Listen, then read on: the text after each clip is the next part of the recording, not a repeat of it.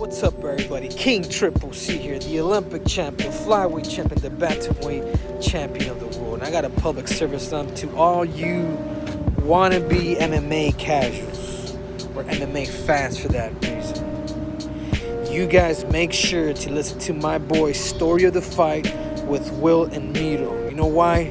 Because Triple C said so. And if you don't, you can do me a favor and you can bend the knee to King Triple C 2.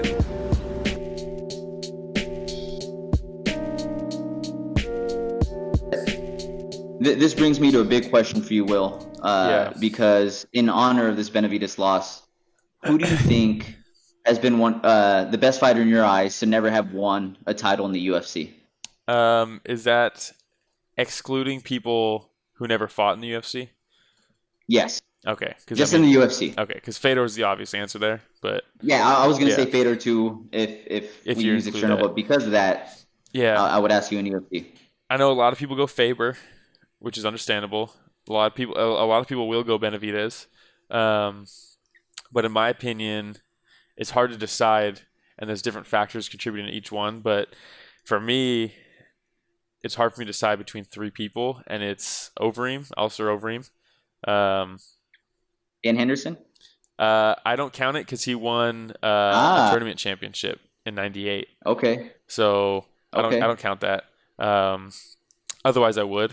So you have Alistair? Yeah, Alistair, just because he's so goddamn decorated. The only thing he hasn't won is a UFC belt. It's a UFC belt, yeah. I mean, he's won boxing championships, kickboxing. He's won MMA belts. He's done everything but the UFC belt. So Overeem, Roy McDonald. Ooh, that's a good one. Yeah, Roy McDonald, and Jacare. Okay. Yeah. Well, I did ask the one person one. You gave me three, but it's okay. So you're damn right. I like how you snaked out of that one. If you're gonna force me to choose, I'm gonna go Rory. Okay. Yeah, I'll go Rory. That's a good pick, man. That's a really good pick. Yeah. What about you? For me, I thought about Alistair Overeem as well. Yeah.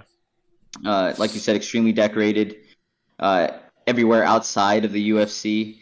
And not to say that he hasn't done good things in the UFC. Yeah. Because he's been an absolute animal while he's been in the UFC, but just never able to win the belt, right? Yeah, almost finished Same thing with almost. Yeah.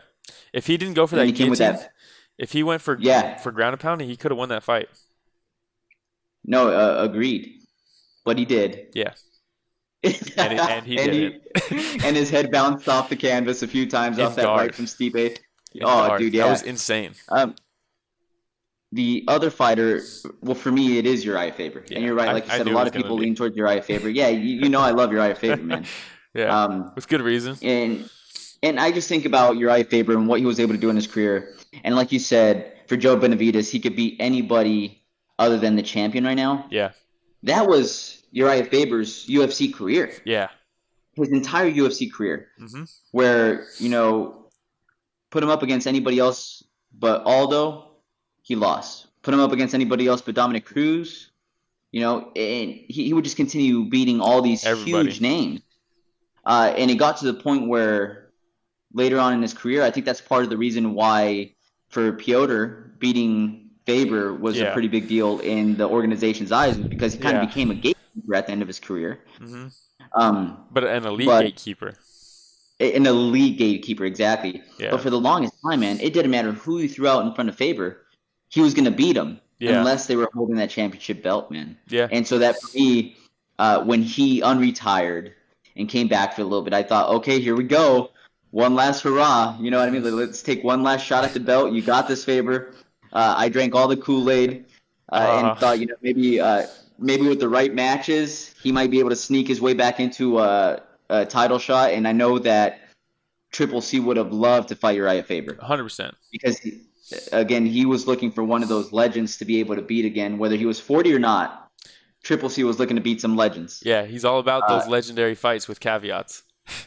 Yeah, yeah, exactly. But I think that would have been a really fun fight to watch as well. But quite honestly, let's say Uriah would have won. I don't see him beating Triple C either way, at least not at this stage of his career. No. But man, it was a hard one though, because again, what got me thinking about this question, and I knew I wanted to ask you this question during the podcast because I was curious to see who you'd pick. Yeah. I really didn't expect you to pick Rory McDonald, man, but that's a really good pick. I mean, man, that fight with Robbie Law. I mean, everything about his career. But then when you really look at that, 50 grand for that fight. 50 grand. That's all he got. Rough.